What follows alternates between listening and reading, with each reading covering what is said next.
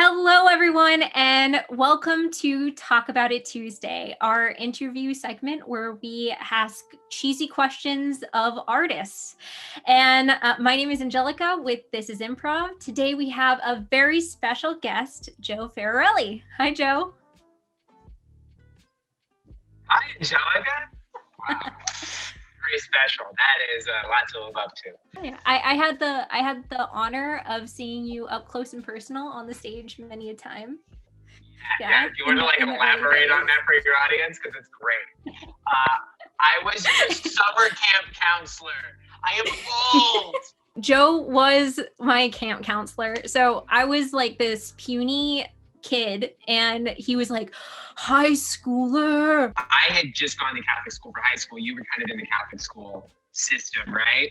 And we were kind of in one of those weird, really tiny, like theater communities of kids who just kind of found our way there. So it's always very special to me. What fire questions do you have for me, Angelica? The most fire questions, like it's gonna get heated in here. Like you're gonna. It's I only want your fastballs. When did you first find God? Like what was that moment where you were like, yes, this is my moment. He's real. Find God. That's really funny, actually. I can tell you that I was raised Catholic, right? So I'm just gonna take this question for real because it's great. Okay. And I was raised Catholic. I will say I consider myself sort of spiritually in flux, right? I don't like any particular label because I feel like I'm all over the place with my spirituality. Like I don't serve as a Catholic anymore. I kind of have too much weird faith in the universe to consider myself an atheist. I have too much frustration with anything resembling organized religion to kind of become a devout anything. But I will say that I had a very significant mental breakdown when I left high school. And part of it was that I had one of those moments. I was going through a lot when I graduated high school. I broke up with a girl. I was kind of transitioning to college. I had kind of said like I'm going to be an actor. I had this thought that, I'm going to die one day. Mm-hmm. And also the thought of, and I don't think there's anything after that. In my bones, something told me that like the Catholic dogma of death and what happens after death and all this other stuff. I kind of reached a point where I was like, I kind of just think you just go to sleep forever, right?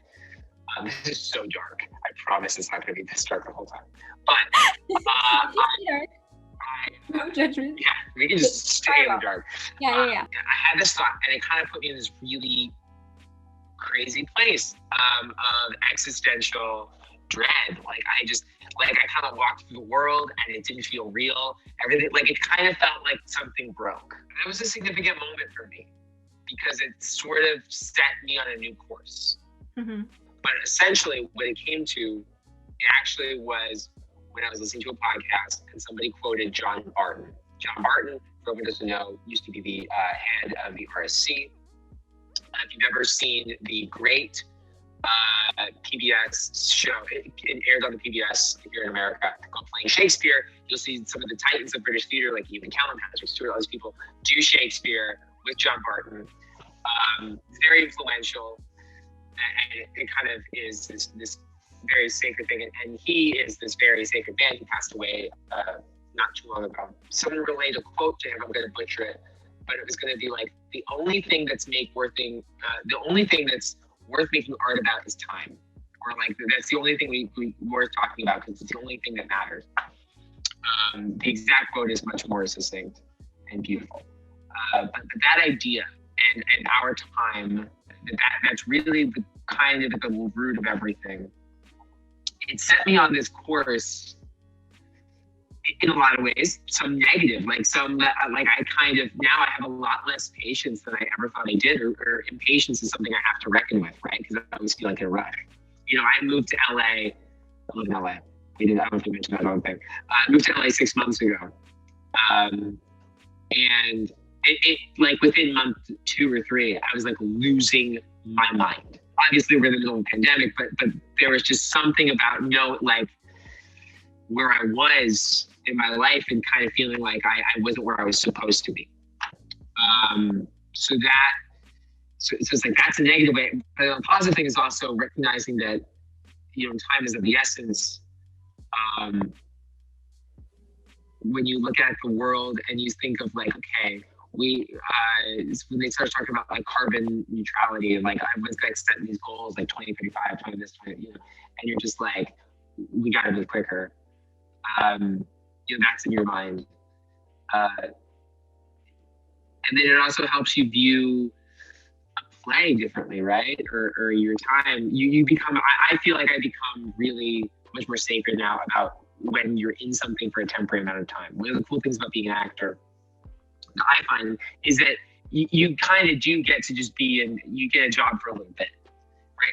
I actually think like hell on earth is this whole like, I'm going to do a sitcom for 15 years type thing. Like that to me is like psychotic. Yeah. If that opportunity ever comes into my life and like throw it back in my face, I would love it. But my point is like, I get so kind of into the romance of the idea that like, hey, you come together for a little bit of time and what you make together is a reflection of the time you spent together. It's a reflection of the time in which you're all going through and living in. But time essentially is this root, and so many things build upon that.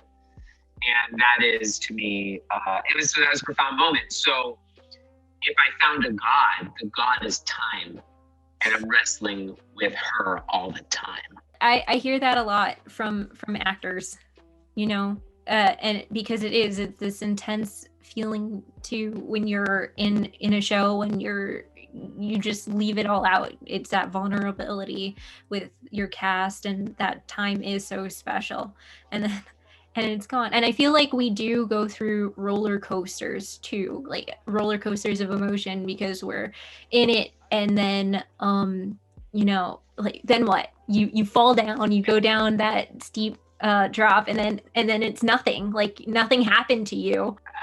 At the height of when I was kind of feeling really low recently, it was like around Christmas. Christmas is like, I was born in December, my birthday is December 10th. I love Christmas. This was the first Christmas I didn't spend with my family because it was just too hard to go back to, go back to Florida and to, I work a retail job to get by. And so that's a hard time thing to get away from, and all the other reasons didn't go back. And you spoke to something just now, like, I think is like so prevalent. So I was sitting at home and it was Christmas Day, and my girlfriend and I were watching Soul, right? The new Pixar movie, a movie I adore. And one of the things that I found so thought-provoking, just in terms of relating it to my life, I just found it like it's one of those movies that I think a lot of, we live in this world where we can like, everyone's gonna kind of ask something different of a movie or a television show. Like we all want it to be something for us. Yeah. So when you find the thing that is for you, that speaks to you, you like hold on to it. Something that I found so amazing and like, boom, was that it was a story about a guy who he was an artist. He had made choices in his life that he wasn't happy with at the start of that film, right? He kind of feels like maybe his chance is passing by. He's teaching kids music. It's not fulfilling him. He feels kind of like this sucks. He gets offered a full-time teaching position, which as an like, it's one of the things too where it's like, man, Pixar's making movies for adults. Because it's like, you start thinking as an adult, you're like, oh my God, benefits. And Gary, like he can start building a life around this. And I love teaching, but I have like a very similar fear. I'm like, I don't feel like I'm ready to teach like full time in that capacity. It kind of scares me because like, I don't know if I'll be a good teacher right now because I have my own ego to deal with. I have my own things I want to do. And so like, if I get in a room with a bunch of kids who start talking about like, they can't wait to go to Broadway, I'm like, I don't want to be that guy who's like, yeah, let me tell you about how hard this business is, right? So you go through this movie, and there's many things in it, but speaking to what you said, again, long walks to the beach. This is my thing. he plays this show. We go through the whole adventure. He plays this show. He's sitting on the street, and he kind of feels like hollow, right? He's like, huh, what happens next? Mm-hmm. And I think her name is Dorothea, the singer that he, like the famous singer he plays with. Yeah. And she's like, well, we do it again tomorrow. And in one hand, you're like, yes, that's brilliant. On the other hand, you're also going, oh, like that's what it is. Mm-hmm. And I have not had my shot yet to I think get like that opportunity. However, like in the sense of like, I haven't gotten to show up on my day of a Star Wars movie, or like go to Broadway, or go to the National Theater, or be the lead in a TV show, things like that. Like these big like apex actor positions to be in, right? Yeah. Hasn't happened for me yet. It will. I've been in plenty of those experiences where you think that where you wanted to be was right here. Mm-hmm. And you get there, and then you realize like, okay, and then time keeps going. You think like, oh, if I can just get that, and you do, and then you're like, okay, well, that thing is still ticking inside me, that need or that want or something's off. And it's been months since I've seen the movie, but that kind of hits him pretty hard. There's like a great analogy about fish in the water, which I would butcher. I try to repeat it. As an actor, sometimes you think like, oh my God. I have a acquaintance, great actor, like great charismatic actor named John Clarence Stewart. He's on a show called Zoe's Extraordinary Playlist. And I think about him a lot, just because he's on my TV all the time. But I think about him a lot because because I think about him, oh my God, like he's got it. He's living the dream right now. And like, I gotta remember like, oh, he's so lucky. And I'm like, well, also, he's just living his life. You know what I mean? He's, I haven't spoken to him quite a bit, but I think about, I bet he might have had a bad day in between now and you book that show, right? It hasn't been like easy sailing, right? Life is my big curiosity as an actor. Like I think the thing that makes me want to be an actor is the fact that I'm just curious as hell. And that longing to be in an apex position mm-hmm. with the deep recognition that once you get there, if you get there, you still have to like that's not like you beat the game, right? That's just part of life. And so it asks you, and this was one of the things I liked about Soul, was like, your spark, the thing that drives you, the thing you're passionate about, it doesn't, how I interpret it is like, it doesn't have to be your whole life. Mm-hmm.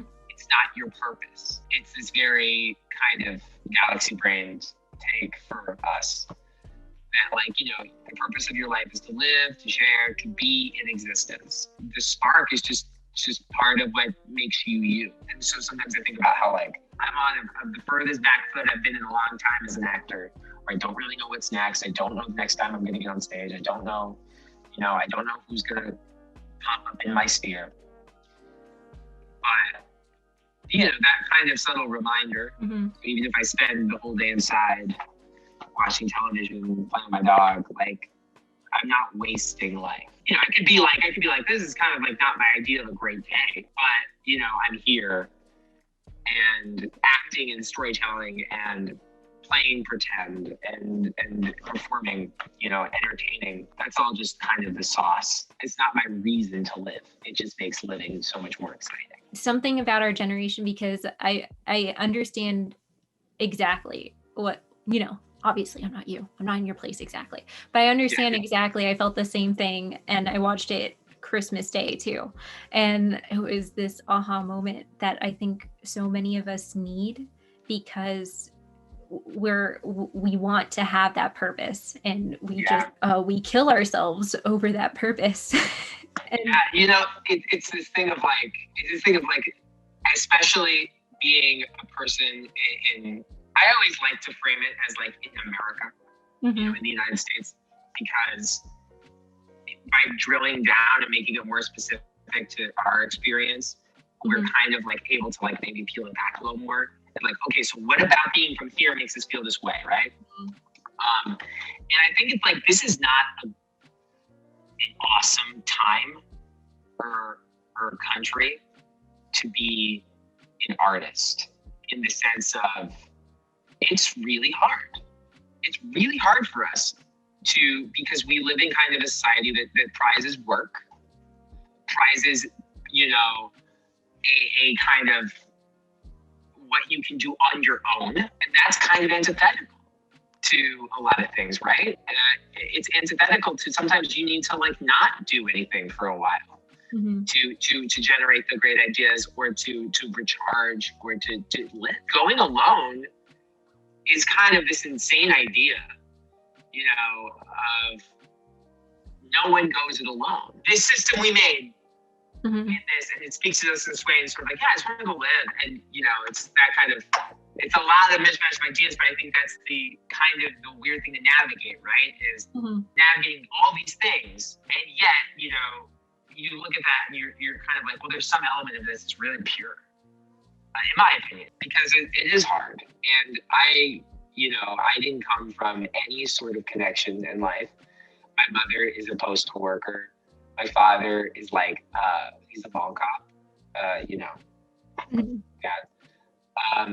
So my parents, I think about, people talk about making their mom proud, making their parents proud. And it's I still have a lot of things I want to do to make them proud. But just getting my degree was enough to make my parents who didn't get degrees. My father didn't even have a high school diploma. So, just getting that was already enough. And so it's sort of this weird thing of speaking to all this, going through my purpose. My purpose is to be an actor, and I have to achieve these apex levels we've been talking about. Then you think about well, what is it my purpose, or is it my passion, or is it, Well, that's amazing. You've done a lot. You know this. I was just a rat. You couldn't get me out of a theater in high school. I spent Monday through Saturday in the theater, mostly skipped Spanish and algebra to also stay in that theater. I'm so sorry, Miss Myers, and I'm so sorry, Mrs. Coburn. And I think that's also sort of a reason why now in this past year, right? I graduated from graduate school with my master's in fine arts. Graduated in April of last year. I kind of always relied on this tide to carry me from one thing to the next. And in the back of my mind, there was always this feeling of frustration because the tide never carried me to one of those apex positions, right? I went to high school and then I went to college. I went to apprenticeships and I did some professional acting, and it was tough. But everything, in hindsight, it didn't feel like it at the time. But in hindsight, you see how everything kind of flowed into the next, right? This opportunity came up, and then and sort of this. And the last year has truly been the first big coming ashore and not having a tide carry me in a long time. You can look back and you go oh, I was always trying to evolve. Now the only thing that's kept me kind of in the game is the fact that I want to stay in the game, and there's not much you can do about it. The people who pre-pandemic, what essentially happened was the actors and writers and creators and whatever kind of artists there was, the ones who kind of had irons in the fire already, there was maybe a handful of the lucky ones who got to keep going. There were people like me and my classmates, a lot of students. Speaking of why it's hard to be, an artist in the United States, is we have this collegiate drama system, right? Where we, go to drama college. We go to college, get drama degrees. There's so many of them, and you kind of realize how many of them are built as avenues, because there are a lot of people who want to study these things, even if the job market for it in economic terms, it doesn't balance out, right? So that's why a lot of grad programs are tuition free. They're not really tuition free, but they're tuition free because that kind of balances out the idea. But you have a lot of students both at the undergrad and the graduate level, and a lot of people who come out, and it's a hard business to break into anyway. It's a hard world to break into because a lot of it is based on people already having seen you. It's not, it's a job where you don't get to just turn in a paper. This is one of the qualifications.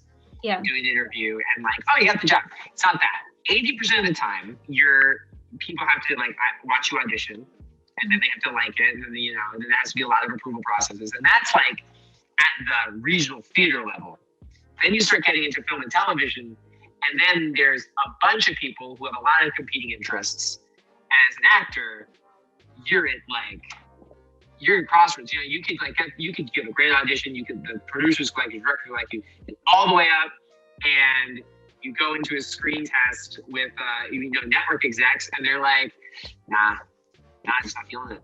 Like, and there's a great book for if anyone's an actor, and they can humble themselves a little bit, which is I think important. Yeah. I think Jenna Fisher wrote a great book called An Actor's Survival Guide that kind of talks about a lot of these processes. You know, she talks about her own process, getting on The Office. She's done a really good job in that book of articulating sort of the lifestyle it takes and sort of the things you encounter in a way that I think is both encouraging to young people, but also very honest. When you start to be around people who, especially in LA, you're always meeting people, there's a big difference. Meet an actor in LA and then meet a studio exec in LA or a producer in LA. And it's a very different mindset. You start to realize very quickly, everything that you believe until that point, because I'm not sure I understand. Oh, wow. None of us do, Siri. None of us. Siri, I think, especially as actors, you get so caught up in what's not fair. And that's so easy to do. I do it all the time. It's not fair. I can't just walk into an agency and be like, here's my M.F.A. I can act. Let me, have a crack at it. Send me out of some auditions, bro. Because in a lot of other professions, you go to college and then you get to do an internship or or that degree. And I understand that it's getting rougher and rougher for everybody. But and then you have the degree, and the degree is enough qualifications. Somebody can go, he's got it. He knows what he's doing.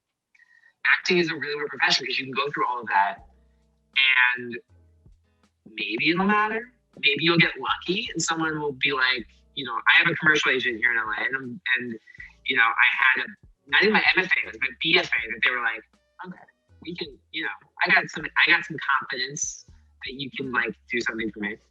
But then so much of that process, so much of the kind of process of going from the student actor and then kind of the aspiring actor to being the professional actor, it's not a joke, but it's all about luck, because you gotta figure out how to get seen to get into the room, and then in the room you gotta do the good job, and then you do the good job, and then you gotta have every other domino fall in your favor.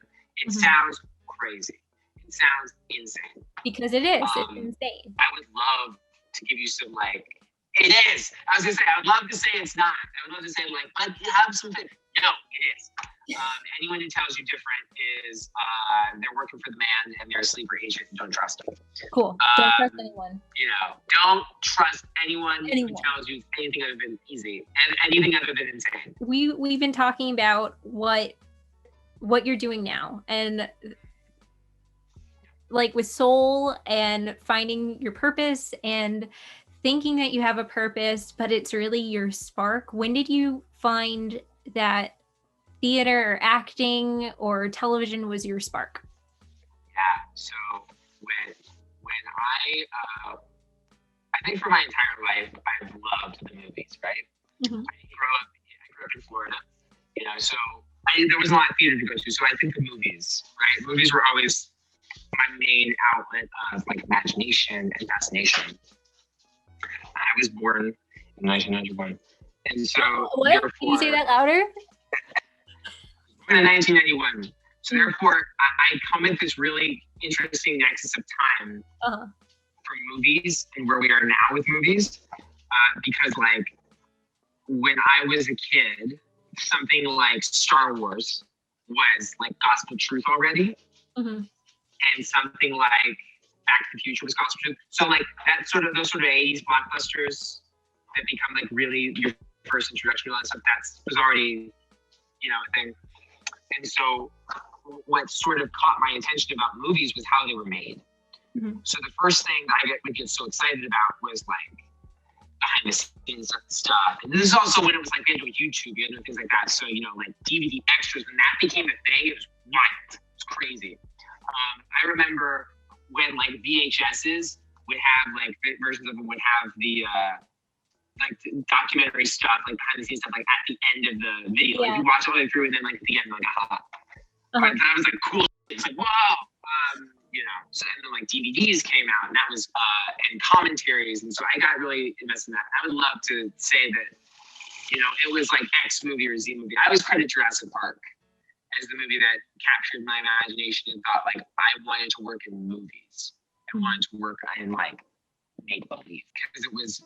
I always say it's the movie that's so much about how wonder and terror are the same thing, and that to me is so powerful. Was I articulating it that way when I was 7 years old? No, but it is. And I was so like into like Stan Winston and the effects and Spielberg, and I never really thought about acting yet. I was just like, I want to work in the movies, and I want to like be a director, and like I love Spielberg and all this other stuff. And then high school came around, and then through all of that, also I was kind of reckoning with my personality. And my personality throughout all of this, I was like a really sensitive kid, but I was also really like obnoxious. I loved being the center of attention. Yeah, I know, right? Shocker.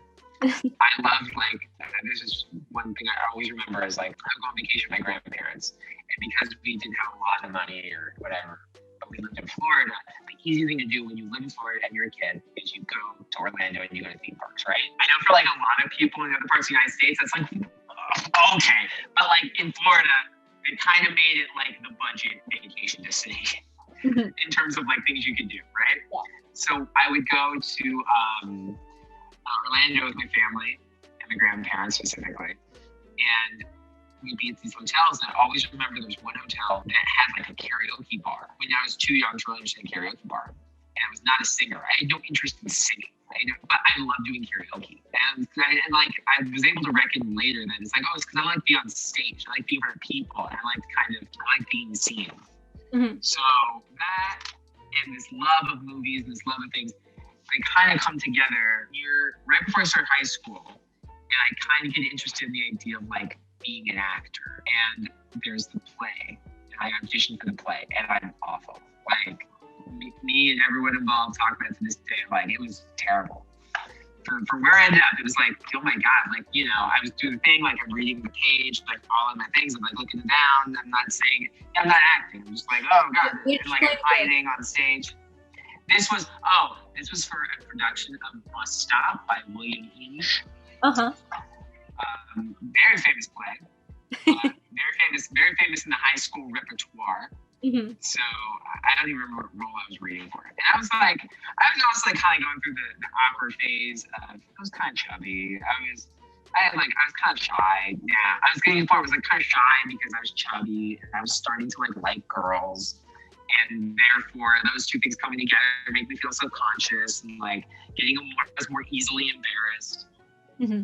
So I whiffed this audition like horribly. But I kind of have this spark of like, I kind of like know when I do it, like I can do it better. I can be better at it. I just kind of don't know what I'm doing yet. And then the next week, there was an audition for another play because we had some weird drama department at the time that had we had two people doing plays who didn't like each other. And I remember I auditioned for this other play. It was like a smaller play. It was called Cinderella Wore Combat Boots. It's probably another perennial high school favorite.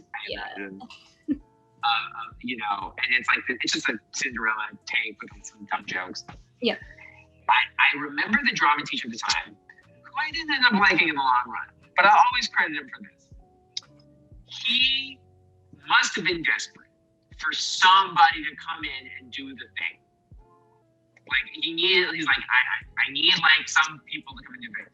So he in this audition, he really, it wasn't about reading the script. He was just like, I auditioned for the role of the king. Mm-hmm. And he just wanted me to be very presentational. And he'd make me come out again and again, like being big and being all this. And I like whatever clicked. Like it just, I was like, yeah, I can do this. Like I've got the energy. I like being big. I like being kind of out of my gourd. So yeah, so that was the first kind of thing the first play I did. And I had no idea the hell I was doing. But what happened was that in that particular moment was that was also like kind of my introduction to theater. Mm-hmm. I had maybe seen a couple plays, like you get taken on a field trip to see a play. But I didn't care about plays. I didn't care about Broadway. I couldn't have told you anything about Broadway. Not a damn thing about Broadway or theater before I was 15. And then it was like something snapped, like a levee broke. And then that consumed everything. I just fell so in love with theater. It surpassed my love of movies. It surpassed my love of anything. And I think because it felt like, movies was always so far away. Mm-hmm. Movies was Hollywood. Movies was so far away. I wanted so bad to make a Jurassic Park movie, but it was so far. It was just like, that's the magical thing that happens in fairy world. Mm-hmm. Play gave me the rush of like an audience for me. Uh-huh. And so I was like, oh yeah. And then it was like, oh, I can do this. Like, I'm doing this. Like, it's that weird scene. I'm doing this play, so clearly I can do Broadway. There's that great SNL sketch of like, it's either before or after the play, and they're like, oh my God, you were so good. You deserve a Tony Award. They got some play and it's like trash. Uh-huh. Like that. Where you're like, yeah, no, I could totally play John Proctor. And so you were great. And the thing that was cool about, like, this is what I remember about you. Even when we weren't working on a play, you were in the drama room, you were in the black box, talking about shows, talking about scripts that you had read through. And you were like, it was my first experience of seeing someone like actually analyzing scripts, doing like script analysis. And it was that you should be able to get through a script in one sitting. And like little things that opened up my perspective at least. But it was so cool that you were there, you were at that level. And really that is kind of like, that's college level you were at high school age. And it was really cool to see and, be in the presence of someone so passionate about theater and so passionate about that direction of the arts, because it's infectious. It really is. Yeah. And honestly, I think the thing that did that for me, thank you for all those very nice compliments. They're just memories. I'm just telling you what I saw in my brain. It is infectious. And I think if I was infectious to anyone else, it was just because it infected me so much. I was in this environment where I was among this, we did International Thespian Society. So you get to like basically really form like a drama club, and it felt like being on a sports team. And that was, to this day, I always say that ITS was my favorite part about being an actor, because it was the first time I experienced what it might mean to be in a community of actors and a community of theater people. I love, like, you'd read plays because you're looking for the good material, the ace material, the material in right form. And through that process of like, I want to win the thing or do well on the thing, you get kind of sucked into like, you're reading this play and like, there's not good stuff for you, but you like love this play. I had this experience so many times. Or, you kind of go like, well, and this is again like 2008, 2007, 2010, right? I get it. We're dated. We're old. Okay. Yeah. So you like read like Gary Glenn Ross, and you'd be like, oh my God, this is amazing. Or you'd read like A Few Good Men. A Few Good Men was one of my favorite plays I read. And A Few Good Men, I read A Few Good Men as a play before I ever saw it as a movie. And that play was like the first play I credited with like, oh, that was my first favorite play. And it was because it was so fun to get to try to do those characters, like to play casting was really fun. It was the first time that like I understood like getting on stage and saying these cool lines is like, that's the fun part. You don't need something else. Like the words are what's fun. And that, Aaron Sorkin in that play sort of unlocked that thing about music. Like, oh, theater's like about words. Theater's about like people on stage talking and audience listening. And then, then later that would bleed into like Shakespeare and Chekhov and Brecht, who I'm a big Brecht head. That's not a thing people say. But, it is infectious, and plays are infectious. Theater is infectious in that way. You get so excited because it is so much about like performing and discovery, and it's so much about detective work. That was the fun part about reading plays, was you read it and you go like, oh, it's, what's this character do? What's this character? You try to unlock it. And so when something would kind of blindside you, especially when you're young and you don't have that much life experience, I remember doing chapter 2 by Neil Simon, which is about adults dealing with relationship issues and like, I think like death and divorce and all this other stuff. And you're reading it, and like Cindy, your drama teacher, love her. She's like my second mom. Having to kind of going, well, it's kind of about this. And you're like, your 15-year-old brain is like, oh, what is that? What does it mean to like marry someone and still be mourning someone or still be grieving? Like, and you're way too young to be like doing this believably. But in that kind of weird environment where you're just kind of doing it for the love of it and you're doing it to kind of explore it and to play with it, it is infectious to breathe that love and to breathe that kind of that excitement to be like, oh my God, I can play this person. I became so obsessed with the idea of like, being actor is so cool because I don't have to like be one person. Like I didn't have to commit like a whole lot to something. I could, that was like my brain at the time worked. It was just like, I could, my fantasies and my imagination, they were always serving me, there was nothing that just felt like, that's just a pipe dream. So, well, no, maybe I can write a play about that, right? Like I can't be a race car driver, but maybe I can write a play about a race car driver, and then I can just unlock that and explore that. So yeah, I was a theater rat. I was certainly a big theater nerd. As a theater nerd, as a theater rat, as an epic performer, what would you say is a tip or something that you use a lot to get into the zone? The first thing I always think about is how I fundamentally don't believe that you approach the same thing twice the same way. I don't like something I kind of tell myself all the time is I can't study for the tests. I don't like I can't ace the test I can't study for or something like that. Mm-hmm. In the sense that like sometimes I get so worried about like, oh my God, how am I ever going to do this? How am I ever going to do this? How am I going to do this before I even have that type of challenge?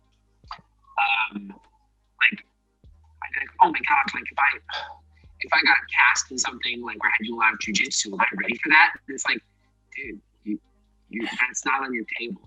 So kind of wiping clear of expectations, right? And kind of wiping clear of approaching everything on its own for what it is. There's this great Matt Nicholson quote that just I just saw on Twitter that was like, I approach everything like it's the most important thing. Mm-hmm. I don't approach my career as the most important thing. I approach every single thing because then that builds a career as opposed to looking at everything like stepping stones. So, first, if it's the school play, if it's the sketch for the boss at the meeting, if it's whatever, that's the job at the moment. That also helps take the ego out of it. It helps you be a better teammate and a better partner to play with. Chief among everything, I always put being that good partner and teammate above. I put that honestly above my performance in the sense that if I'm trying to work with a bunch of people, like whether it's other actors or directors, I want to be part of that collaboration and not feel like I'm on this planet and everyone else is on this planet. Mm-hmm. If I've got an idea and like it doesn't work, or if I'm kind of being asked to go one direction and I don't, being a part of a great ensemble is harder and more rewarding than turning in good homework. Because essentially, if you show up and you're not playing with your partners and you're not trying to make decisions and choices based on what's happening with those people, then all you're doing is showing that you did your homework really well. Mm-hmm. And no one cares. You know what I mean? I'm not famous, so I'll totally call someone out. I love it when I hear a story about someone like, quote unquote, being an M.F.A. actor. Mm-hmm. That's very annoying to me. And what's very annoying about it is, especially with white dudes, it's really celebrated as like some macho bullshit. Uh-huh. Because there always seems to be this need to be tough. There's this weird thing about trying to be tough as an actor. And that doesn't make sense to me. Because the whole thing you're trying to do constantly is to be vulnerable and to dig deep. Mm-hmm. And you want people on your side. You want to be supported. And I don't think you're doing yourself any favors in that if you're making their lives difficult. Especially when you're talking about people who make billions of dollars to act, it gets a little more complicated. It'd be a tough thing for me to show up as a director and start telling The Rock, like, oh, we're going to do something and it's not going to be anything in The Rock brand. Like, that dude does everything. He's got like his thing. And, there's The Rock. The Rock's the you're getting. That's his business. you know? And so I understand that at a certain level it gets more complicated. I'm sympathetic to that. I think for me, I always think about this thing. I'm obsessed with the show Ted Lasso, much like everyone else on the internet. And I'm obsessed. I bring up Ted Lasso like things all the time in my therapy. I'm like, yeah. So I relate things about my feelings through the prism of Ted Lasso. Yeah. Okay. Yeah. One of the things I always think about is Jason Sudeikis, like working on the show. He did some backstage interview. He's very show, and him and Brendan Hunt, who plays Coach Beard, is the co-creator. They were talking about how they feel that they consider themselves lucky, and they're like they have no turkeys on the show. Like everyone on the show is great, and everyone on the show is great to work with. And they like working with everybody on the show, and you see it in that show because you see it in how that ensemble. Like yes, there's a couple like very principal characters, but that ensemble is deep, right? When spoilers for Ted Lasso, starting out, when Danny Rojas shows up, that's just like that's when you know this show, its roster is deep, because like there's this guy who comes on, he's immediately like a force of nature, for charisma, and you're immediately drawn to him, and he shakes up the pot of everything else going on in that cast. And then everyone else pops in a different way. And you just realize, like, yeah, these guys get it. Like, they built this really deep ensemble that makes their story by proxy, makes their story really compelling, really deep. It allows them to go to really emotional places. It's a hard feat to pull off a show that much about your feelings.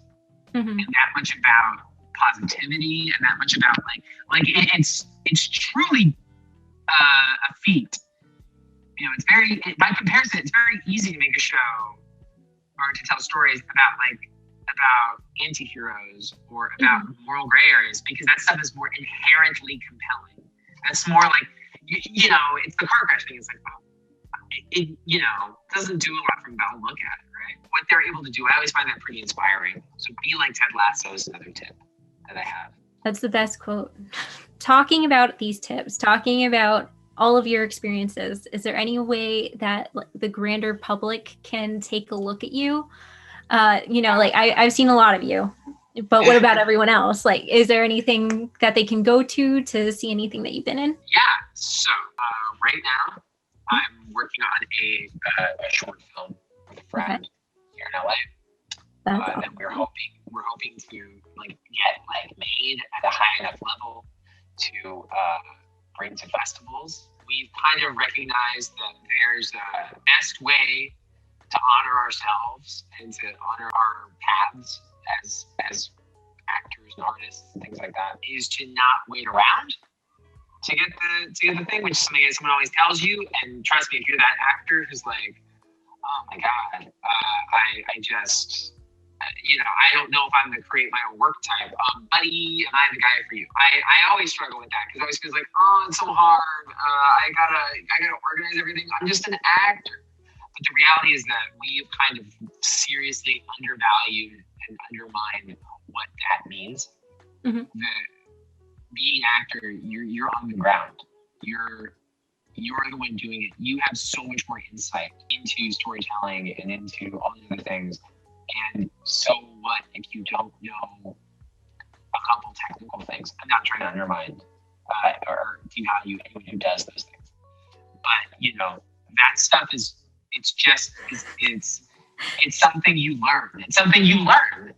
And you shouldn't be afraid of learning. It's something I'm telling myself all the time. It's like, you shouldn't be afraid of learning. Likewise, if you've got the story, if you've got the meat of that, there's a lot of people who would like, oh my God, they'd kill for just someone to show up with the story. We're working on this. There's nothing to report yet. I'm literally going to a production meeting tonight to talk about it. Huge. The beginnings of something huge. Yeah. We're working through a certain draft of the script that we're hoping that once, if we're all okay with this draft tonight, we're going to move into a phase of there's another actor we have to cast, and so we're going to move. Okay, so this is the draft we can present to that person, or audition for that person that way, because we kind of want to bring someone in who's going to want to put their own spin on things, but at the same time, we want to be able to give them enough to actually like have them dig into something. We want to make a short, we want to take it to a festival, and we want to be, our arbiters of our own destiny. Other than that, because that's in the pipeline, you can always look me up on IMDb. I'm there. I think I just uploaded a new reel at my name, joeferrarelli.com. And then some things I've done that you might be able to see. My last year of grad school, I had a recurring role on a reality show called Siesta Key. It is a soft scripted reality show. What that means is that it's a reality show, but there's a lot of artistic license put into it in terms of like how it's shot, in terms of how it's constructed. It was a really cool experience. I'm very appreciative of my time on that show. Everyone was really great to me. I will say that I think it's a really interesting thing though. You, Angelica, this is improv. And I love improv. Uh-huh. And I found that my improv training and my improv background came to bear very well on that kind of environment. So improvisers should aspire to use their skills for reality television. Like that's the pinnacle. That's absolutely okay. All right. You will get paid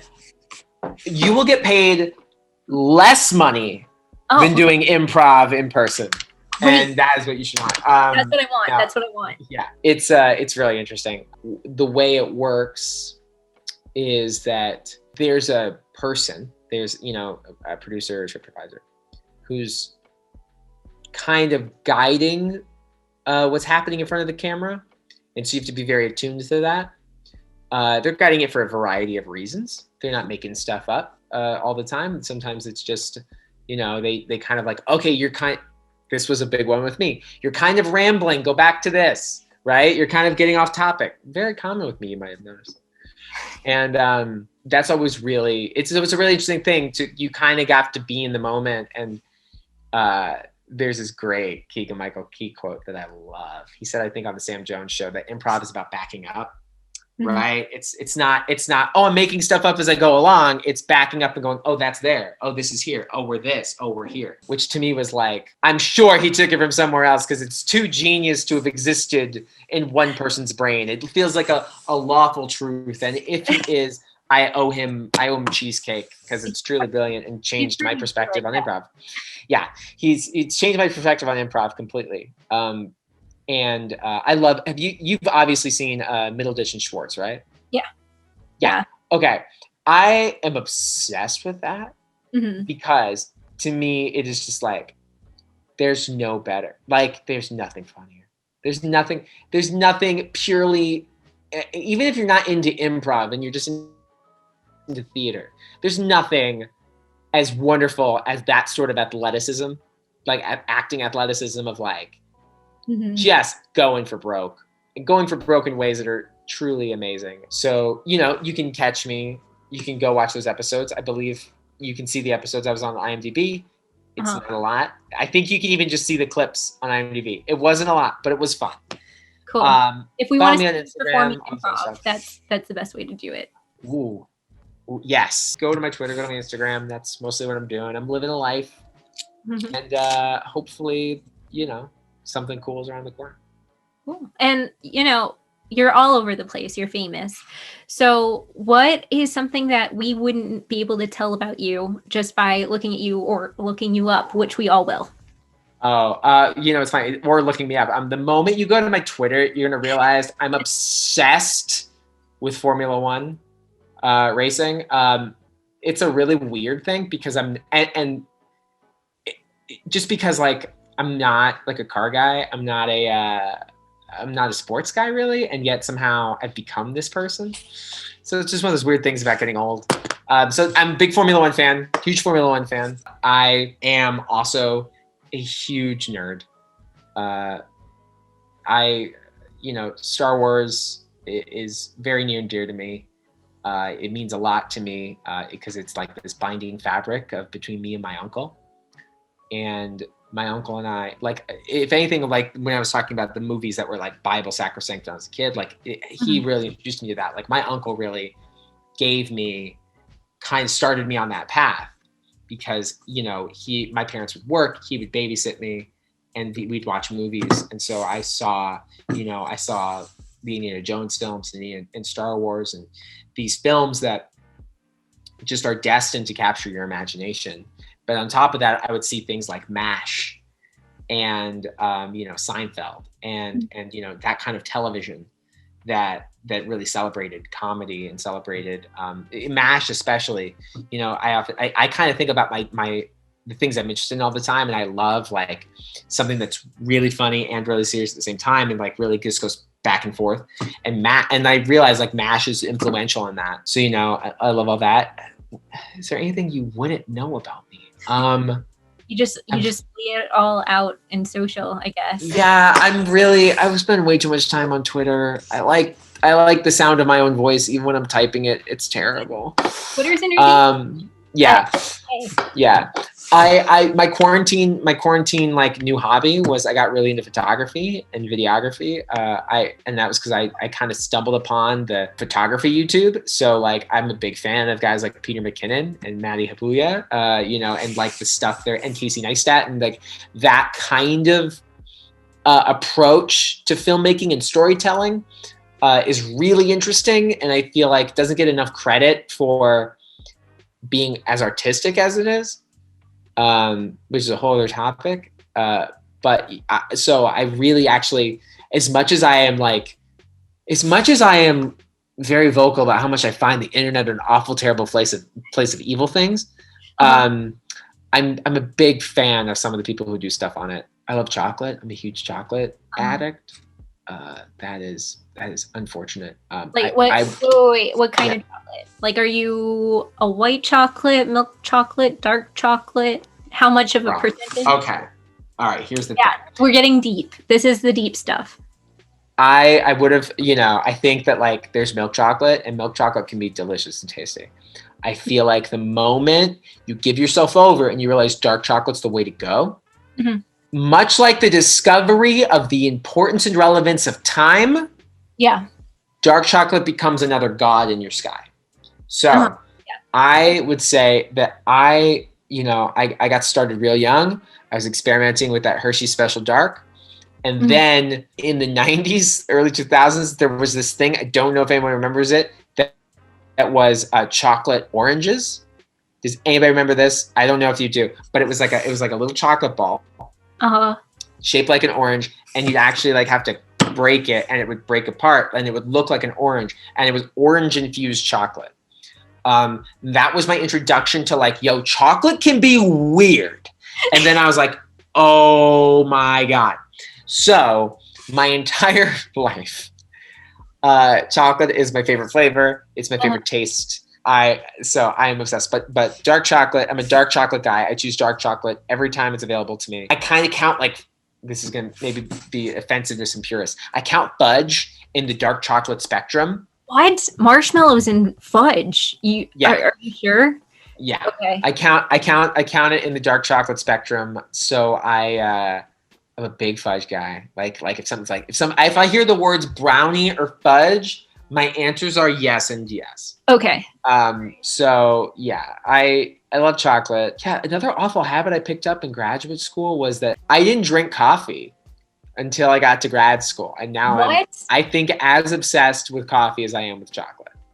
Like I am a coffee. Not until grad school? Yeah, not until, and you know what it was because I kind of had gone through this thing where I was like, I was under this impression that like caffeine, I don't want caffeine. Like I can do it. Like I had this whole like thing where I didn't want, I'm not a big drinker. I am not I'm not very 420 friendly. I'm not 420 negative. I'm just like, I'm very like, yeah, I'm good. Like I'm usually like, what you do. Yeah. Yeah. I'm usually just like, no, I'm good. For no other reason other than like, I don't like it. My system's really sensitive. So like I go, real faded after like a single beer. With coffee. I was like, I was at graduate school and then, like people would want to go down and get coffee. So like, okay, I'm gonna get coffee. I got coffee. And so I started like everyone. Like I was just like coffee, milk, sugar, anything to cover up the taste of coffee, right? And then very early on in my grad school experience, I just was like, well, I'm worried about like the calories and the sugar. So let me just start toughing it out and drinking black coffee. Yeah. And it turned out that me and black coffee, best friends. Like we're a pair. And now I'm a coffee obsessive. If I don't have coffee in a certain day, lose my mind, get very angry at people. I am not Ted Lasso in those moments. I'm very much Roy Kent. So yeah. Wonderful. Now I'm done, Angelica. Wow. Thanks. Yeah. Also, I'm drinking more caffeine. This is not smart. Thank you, everyone, for watching our episode of Talk About It Tuesday with This is Improv. My name is Angelica. This has been Joe, the spectacular, wonderful, amazing Joe. You have now witnessed him, just as he has witnessed coffee. You have. I'm like King Kong. You had to witness me. You are a cup of Joe. Exactly. Anywho, if you'd like to, please follow Joe on his Twitters, on his Instagram. You will be able to see it somewhere when it's edited. Mm-hmm. Make sure to join us on Tuesdays to meet artists just like Joe. Thank you so much for watching. Have a great day. Goodbye. Bye.